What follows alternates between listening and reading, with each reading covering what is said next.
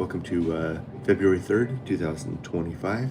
My name is Kurt, and this is my daily Good Life meditation. First, let me get a few things, a few disclaimers out. Oh, and a welcome and a thank you to the many new subscribers on my channel. Hello, everybody. I'm really glad you're all here. I want to welcome you to my channel and to my videos. If you're here for the Japan content, though, please know that these daily videos, the Good Life meditation videos, are not related to Japan. The only part that's Japan is the fact that I'm in Japan in a convenience store, usually, when I make these videos. But otherwise, this is a personal activity that I do to reflect on my life and to help myself, tune myself to live a better life. That's what this video is, these live videos are. And also, I would like to welcome Stuart. Hi, Stuart. You're a newest member of Patreon. I really do appreciate your support. It's nice to be in contact with you. And thank you for the tips that you offered regarding the automation of the WISE remittance service to account for conversion rate fluctuations. I appreciate that. It's good to hear how other people do it. All right. By way of further disclaimer, sorry. By way of further disclaimer, this is not a Japan-related video. It's also a video where I talk about heavy subjects sometimes, things like death, atheism, other subjects that sometimes make people uncomfortable. So be forewarned that those things may come up. All right. So this Good Life meditation is something that I do to do three activities, really. I reflect on the last 24 hours to see how I did with the various challenges and the opportunities that I met along the way. Were there instances where something happened or I had a thought that didn't deal with the world or interact with the world in an optimal manner? Could I have done better? How could I improve? It's my reflection as a former IT project manager. At the end of every project, we would have a lessons learned meeting to go over things just like that. This is a lessons learned from the last 24 hours.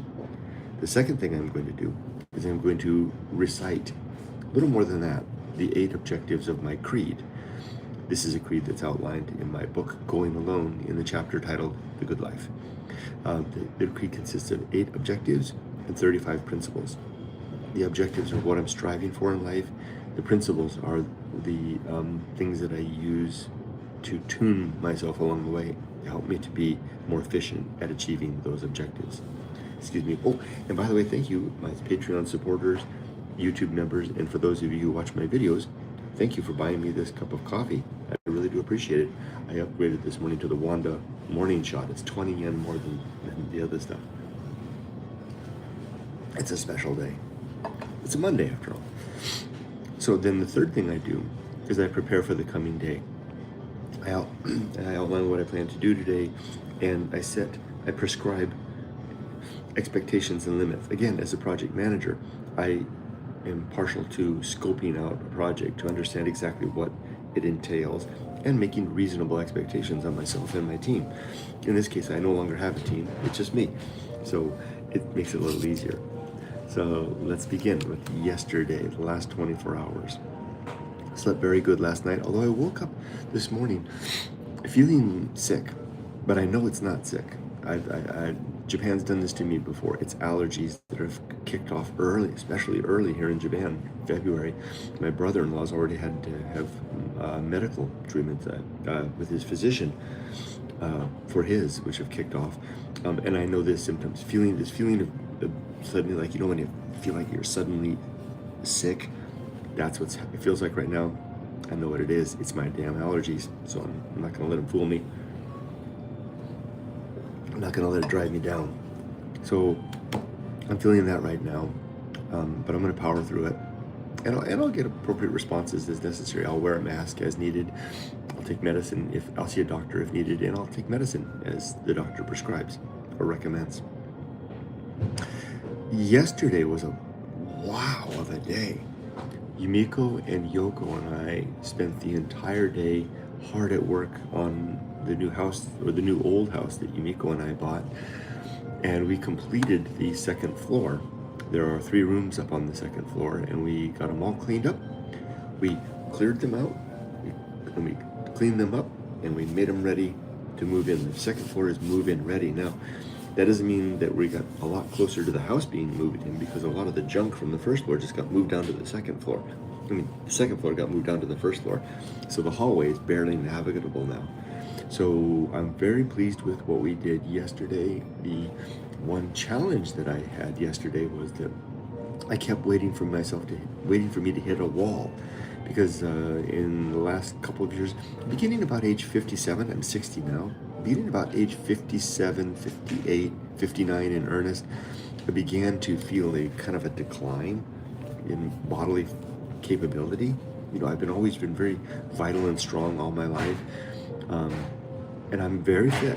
I exercise a lot. I eat really well. I take good care of myself. Occasional sugary coffee, a beer maybe once every 2 weeks. I take good care of myself. I think this is just my normal decline, and I'm all right with that. But as such, the afternoons have been particularly hard, especially since coming to Japan. And I knew I had a big day yesterday, and I kept anticipating hitting a wall. Didn't hit the wall until about 8 o'clock at night, when I could barely crawl to bed, and then I got a good night's sleep. Woke up feeling like allergies, but that's to be expected. I'm pleased that I had a good day yesterday. So on my list, and I keep a list every day. This is the notebook I carry around everywhere. Every day I give the date for the day, and then I give the name for the day. Today's called Dump Day. And then I lay out the hours of the day and what I will plan to do throughout the day up until about 9 a.m. Now, I get a lot done. I get up at 4 a.m. every morning. So I've got until 5, 6, 7, 8, 9. I got 5 hours to myself before I begin the day in earnest. So if you consider it like a job, I don't have a job anymore, I'm retired, but my job begins at 9, so it's like, what do I do after 9? How do I make good use of the day? I've already made good use of the day by the time I get to 9. So yesterday was on my mind. I was worried about hitting a physical wall. Turns out I didn't hit a physical wall until I went to bed. I was good, and my mind was good yesterday too. I remember I was talking the other day about how I need to stay engaged. The malaise kicks in when I hit an episode an hour or two when I don't have anything to do. I don't do well with that. I am not a person to watch TV. I am not a person to sit on the sofa. I am a person to go all the time. And in a way, I lament that fact, because I really don't know how to relax. But on the other side, I sure can get a lot done, and I can have a lot of fun in the process. So I might as well lean into the man I am and realize that physical limit is more of a mental thing. I need to make sure that I'm clocking in good utilization of time with the hours of the afternoon, which will be a lot easier now that we own the home. And there's so many projects to do to get it ready to move in 26 days. We move in, or we have to be moved in. We have to be moved out of our apartment within 26 days. And then after that, got a lifetime of DIY, especially if we can get the land next to the house. Okay, so that was the only thing that really was a challenge yesterday. You can see I'm parsing it down. It's becoming simple. Now let's go over the 8 objectives of my creed, called the Good Life Creed. I call it that in a nod to the Stoic tradition of seeking after the good life, a life lived in the pursuit of virtue, where virtue is the improvement, I define it as the improvement of the well-being of creatures, particularly thinking creatures, the reduction of suffering, and the improvement of the circumstances in which flourishing may occur.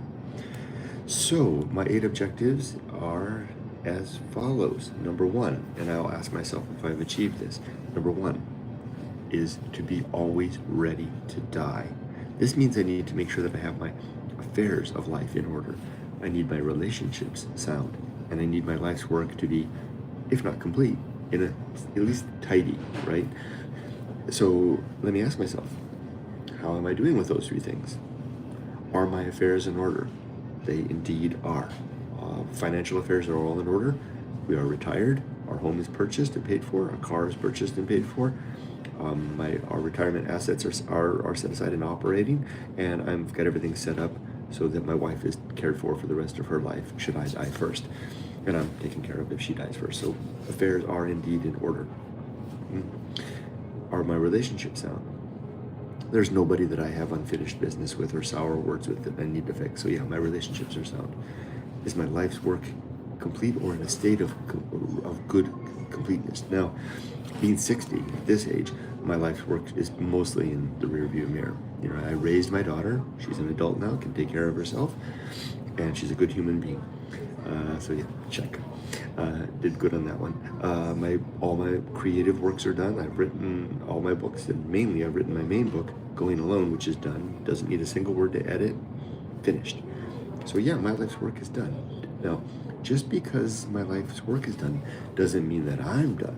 It just means that if I die today, as my last gasping breath falls, I'm not going to be going, oh, but if I only had a moment. No, I've made good use of time. I've made really good use of these last 60 years, if I do say so myself. I haven't been sitting on the sofa watching reruns. I haven't been taking the days for granted. I've been kicking butt for 60 years. So yeah, I'm ready to die. I don't want to die. I have a lot yet to do, but I'm ready to die. So my first objective in life is complete.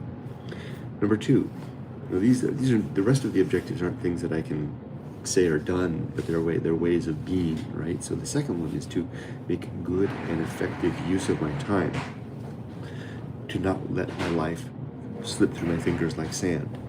And yeah, I'd say that yesterday was an effective day. Let me look back last couple of days, ever since I've come back to Japan and ever leading up to Japan, all quite effective. I'm doing a pretty good job of that.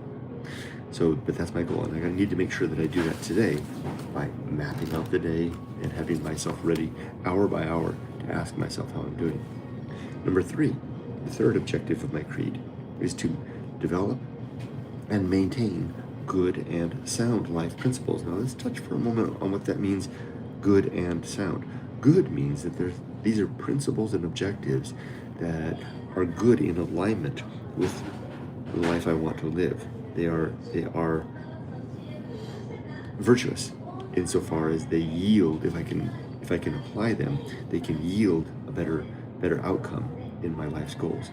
Sound means that they can withstand the test of reason. If I ask myself, if I play devil's advocate against my own principles and objectives, which I do often, they can weather such scrutiny or weather the scrutiny of others. I always welcome others to attack my objectives, attack my principles, take them apart, because I want to be the first to know or the second to know if someone else is showing me where they are not sound or good. So I've got eight objectives, 35 principles. It's been that way for a couple of years now since I pretty much settled on those. Number 4 is to cultivate good emotional reactions, to become a man who, when life doesn't go the way I expect, doesn't fly off the handle, but can keep my head about me, remain staid and stoic, so to speak, in the face of adversity, change, distraction, disruption, whether that be coming from within, my mind, my body, or from without. Number 5 is to perform good actions. It's a very broad and general phrase, but it basically means good actions relative to my creed. So what would constitute a good action? A good action would be an action that promotes the well-being of myself and others, to reduce suffering and improve well-being. Well, well-being is basically happiness not at the undue expense of others, right? That's a long and twisted route you can go down, but it distills out into pretty sound choices once we have it in our mind about the balance of suffering. So I guess that's an important part of it. We have to have our eye on the prize of virtue if we're going to pursue it for ourselves and, of course, for others. Number 6 is to recognize my true limits and true opportunities, so that I know what is within the scope of my capabilities and what is not. As an IT project manager, one of the things in my job was to recognize what is out of scope of a project. Well, who cares about what's out of the scope of the project, right? Because it's not in the project. Well, sometimes things that are out of scope of a project are dependencies for the project to succeed. So I need to recognize what is within the scope of my project of life, what is outside the scope of my project of life, so I don't expect things of the things that are outside of scope that are unreasonable, and things that are outside the scope of my life that are dependencies for the success of those things which are within scope. So it's a challenging thing, and it's hard to do day to day as you're moving through the hours to assess what is and what is not within scope. It gets easier with practice, though.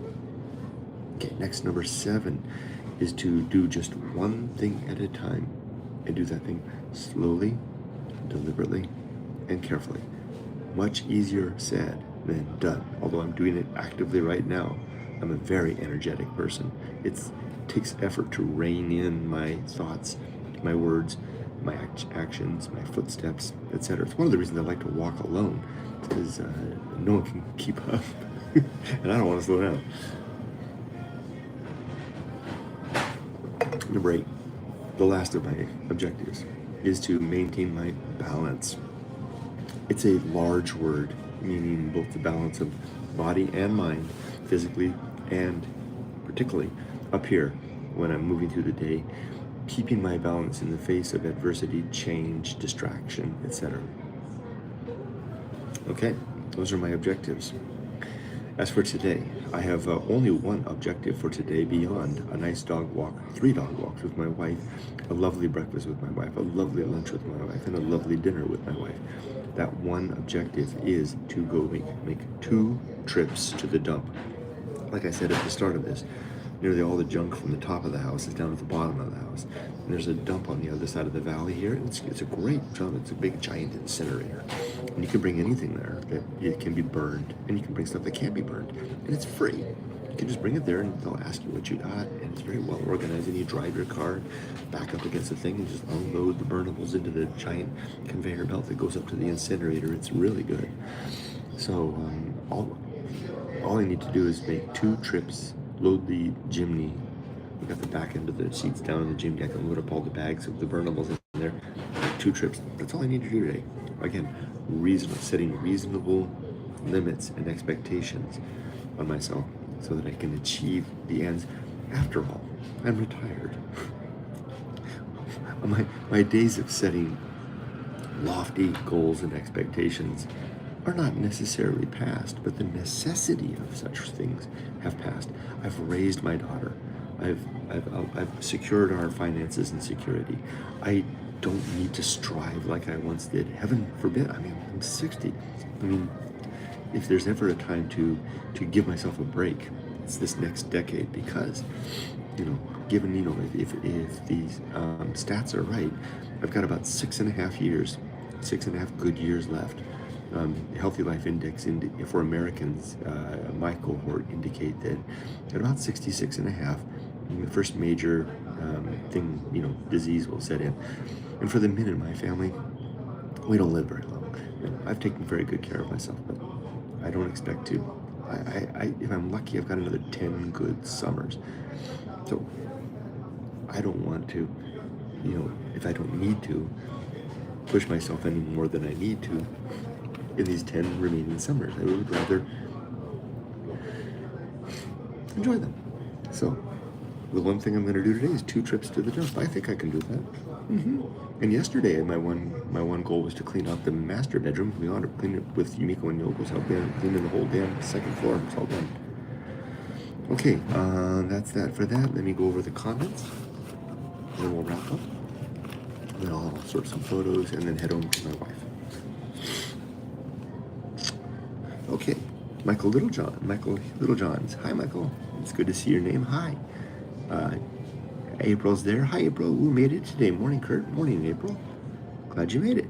Vivian Wassam. Good morning, Valson. Have a nice day. Thank you. It's the first time I've seen your name. Welcome. Dutch. Hello. There's another new name. Hello, you. Japan. Old Time Bell. Best wishes always.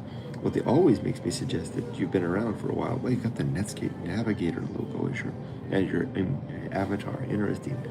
Hi, Dutch. Sorry if I don't recognize you. Strange and Scary New England. Hey, Kurt. Hey there. Blue Tanuki, a friend from Discord. Hi, don't forget to get a flashlight to check out the space under your house. Yeah, that's what I probably you saw that in the video. Yoko had taken up those of you who didn't see, Yoko had taken up the Japanese homes typically have a little recess area in the kitchen where you can put emergency supplies. She cleaned that out all yesterday. I got to look down under the house, but I didn't have a flashlight to get a closer look. I should do that. And Strange and Scary New England asks Blue Tanuki under house. Well, hopefully that I just explained. So I came down to the kitchen and there was a hole in the floor. And I poked my head down and I could see it underneath the house. And it would be nice to see what's under the house, right? Sounds scary. Bleeding Silver Kills. Bro, I love you, man. Have been watching you since 2012. Thank you. That's a long time. Anonymous says, congratulations on preventing any regret by getting all your life work done. It's great to see you bulldozing forward with your new home, full speed ahead. Thank you, Anonymous. It's been a good run in my life, and I'm glad that I was able to achieve my primary life objectives. I'll just add a little bit more to that. I'm really glad I didn't wait, because ambition and inspiration are perishable. The book that I wrote in my mid-50s, Going Alone, could not be written now by me. The book that I wrote in my 30s, No More Looking Out for Number One, couldn't be written by me now. Everything that I did at every season of my life, if I embraced the opportunity in that season, was an impermanent opportunity. There was a poet who once described how the ideas for her poetry would come fleeting across the landscape. She describes she lived on a farm, working on the farm with her father, out in the field, and she could feel the poem coming from one side of the valley towards her house, and she would run, drop everything she did, and race back to the house to get to her pen and paper to write down the poem before the poem blew past the house and off and would never be there again. And that's exactly how it feels to capitalize, to engage with the inspirations that come to mind in the moment they come to mind. And if I push them off, they're usually gone forever. I can't tell you how many projects I've never done and never will, because I simply didn't do them. All right. Wish you all the best, everybody. Thanks for joining me. Be safe, but not too safe. Take care.